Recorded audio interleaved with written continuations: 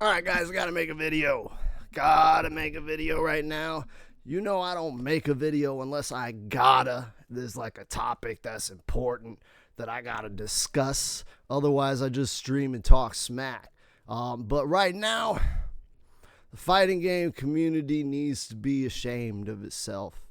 And that's why I had to get my shame hat out. To go ahead and let everybody know that, yeah, this is serious, and somebody needs to like say something. And I'm SoCal Honey Badger, and that's my intro. Hi, I'm SoCal Honey Badger, and that was my intro. Okay, I've been around a long time, and I feel like I'm in a position to speak from experience. So I'm gonna give y'all a little bit of a history lesson about fighting games and the fighting game community, what we are, who we are, what we're all about, where we came from the start-ish, because I was there. And I'm gonna name names, and I'm gonna call us out for where we went wrong, and I'm gonna offer up a solution on how we can fix it. Okay? So let's start from the beginning. Shut the... Man, somebody followed me. Hold on a sec. Alright, TTB Toys. Thank you for the follow. I don't even do toy content. This is Mortal Kombat. Alright. Anyways, let's start at the beginning. The fighting game community started a long time ago because Seth Killian and the Cannon Brothers and Mike Watson and Alex Valle and John Choi just couldn't stop playing fucking Street Fighter. All right, Afro Legends is in there too. All right, it's just a bunch of fucking nerds that could not stop playing Street Fighter. They just got together, and then it turned into Evo. At some point in the 2000s, there was a split within the community that has fractured us to the point of no return, and this is my attempt to try to fix it by talking trash. All right, what happened with that split? Well, with the release of Street Fighter 4, shit got kind of big. Street Fighter 4 dropped at the same time as Blaze Blue, Calamity Trigger, and Tekken 6. So it was a big freaking deal for fighting games back then. And at that time, a couple of people got together to create basically the Avengers of fighting games, the likes of which has never been seen before, and that was Wednesday Night Fights, and I was fucking there. I was there at the meeting. I was there at Shuffle and Cut when Alex Valle himself rolled up to talk to Commando to start streaming for a project that we couldn't talk about, and he was introduced to Commando through Eris, okay? This would be this man avoiding the puddle, Eris. And I remember Eris took me aside and he said, don't tell nobody about this. Okay, nobody talk. This is like gonna be big if this really goes down. Don't tell nobody. So sorry, Eris. I'm telling everybody, but it's like 10 years later and you don't fucking play Tekken anymore. But y'all should go follow Eris. He does awesome Resident Evil content and police car chase reaction videos. Great stuff, has nothing to do with fighting games. Maybe he'll come back if somebody pays his ass. But he told me don't tell anybody. And I was like, man, dude, I don't know what I just witnessed or what's going on. But somebody's buying that Chinese dude's arcade, and apparently it's going to be a big deal. And that big deal ended up being Wednesday Night Fights. And it is one of the greatest, most glorious highlights of my life in all of like, period. Like, seriously, okay? And I got to interact with some of the greatest players of all time. I got to play against them. I got to learn from them. Okay, I cherish to this day that I got to play Soul Calibur 2, one of my favorite fighting games, with like the greatest dude to ever do it, Eris. Like I got to play Tekken against Ryan fucking Hart. And yes, dude, he does land them electrics under pressure. I don't care. He is that good. I got to experience it. I'm so grateful for Wednesday Night Fights and what Alex Valle and Mike Watson and Eris and Commando put together. Buying that old Chinese joint with a shitty bathroom, right? But that was the good times. Then things turned into bad times, okay? And this is where the split comes in, okay? At one point, the fighting game scene could not resolve a difference of opinion. And that difference of opinion was to go corporate or to not go corporate.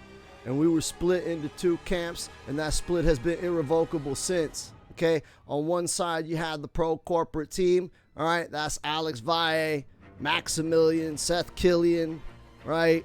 I mean, those guys are all great, and I love them to death, right? None of them, they're not bad guys. Their whole point of going corporate was, yo, if we go in there and we get that corporate money, it's better for everybody, y'all. Everybody gets paid. Everybody. And at the forefront of that was Justin Wong, the guy getting all the money. He was doing it and saying, nah, this is for everybody. Word, bro. Do what's best for the community. That's him, right? So I'm not hating on that side, but I was a part of the other side that said, nah, if we go corporate, it's going to hollow out what we're all about. We don't need that money. If we go the long way, we build this shit independent, and we keep who we are intact, and we just deny their money, right? Then, you know, it's going to be hard, but we can make it. Okay, and that was the Mike Watson side. That was the Rip side from Tekken. Okay, that was Eris. Rip, he dipped his toe in the corporate stuff, right? I was on that side, but I still had love for the corporate side because I understood their intentions and the heart was pure, right? Like, everybody makes fun of Mark Man for being a sellout, but I've met Mark Man, okay? He was cool as hell to me, and like as a Tekken representative from Namco, and I'm at the Evo booth playing Tekken Tag 2, and I lost all of my tournament matches at Evo because I'm playing Tekken Tag 2, and he comes up and he's like, yo, man, I recognize you're putting in love for Tekken, man. Here's a lanyard, Mark, man. I remember that lanyard. It fell apart and it's gone, so you're going to have to send me a new one. But Mark, man, didn't sell out for money. He just really freaking loves Tekken. So that whole side, you know, I always had love and I always told the line, but I always made it clear that I sided more with the Mike Watson side, okay? But the Corpo side had their points, and like I said, their heart was pure, okay? But now I look and I go on social media and I see this, right? This is Super Arcade. This is Mike Watson. He was the first national champion for Street Fighter.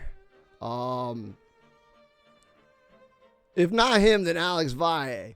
But it was between one of them. But he was a national champion for Street Fighter 2.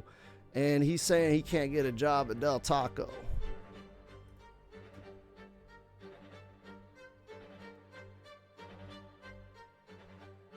And I had to pause because...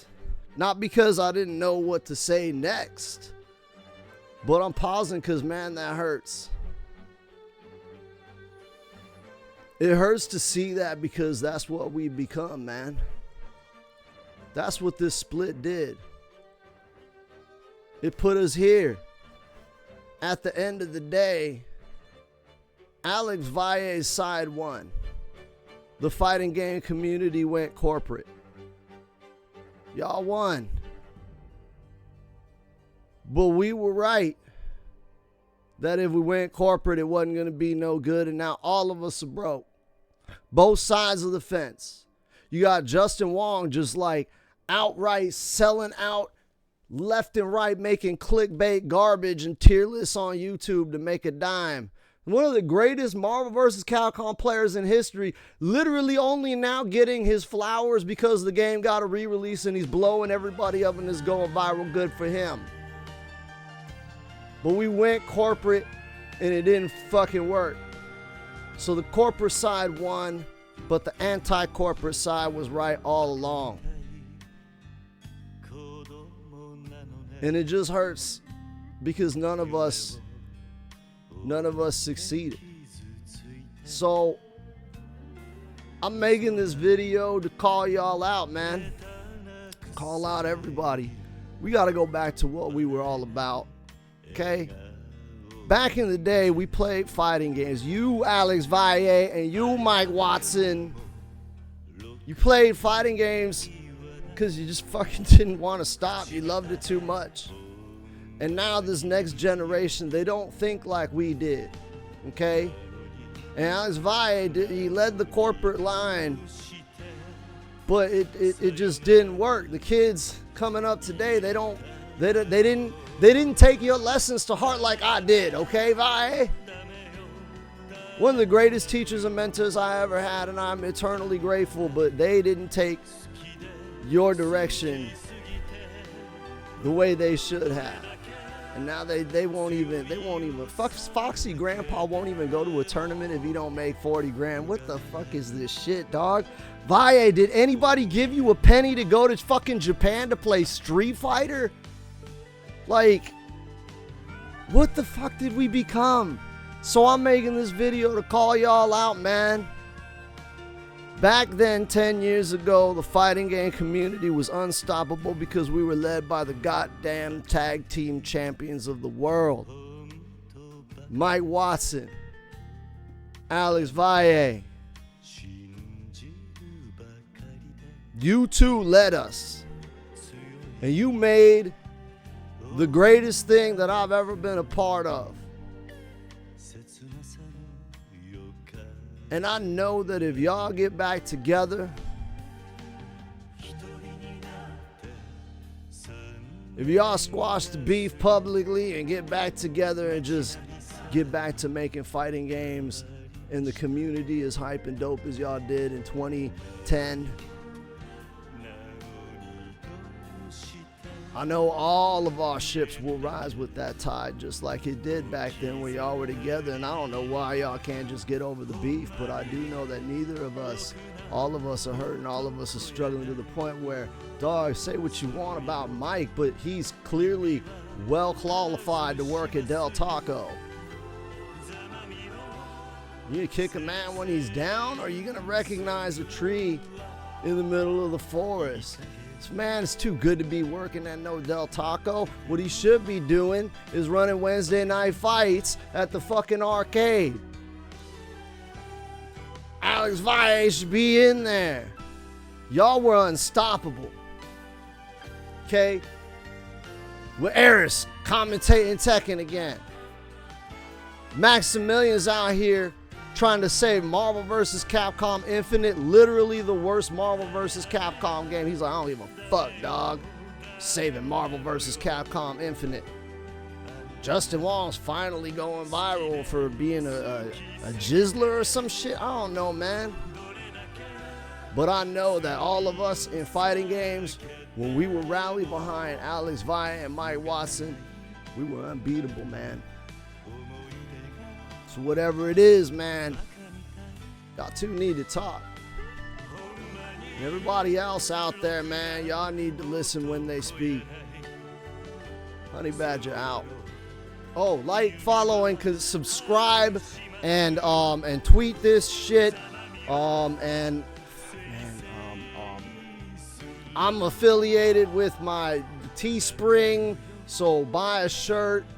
And yeah, I stream Friday, Saturday, and Sunday for Mortal Kombat. I'm gonna be over here handling Mortal Kombat. Y'all go handle everything else. We're gonna do this better than we did before. Hey, so if you follow YouTube enough, you know that they like to put weird stuff all over the screen for the last 30 seconds. So this is gonna fill that space.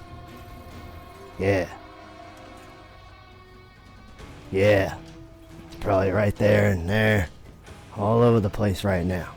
Yeah, go ahead and click that stuff if you want.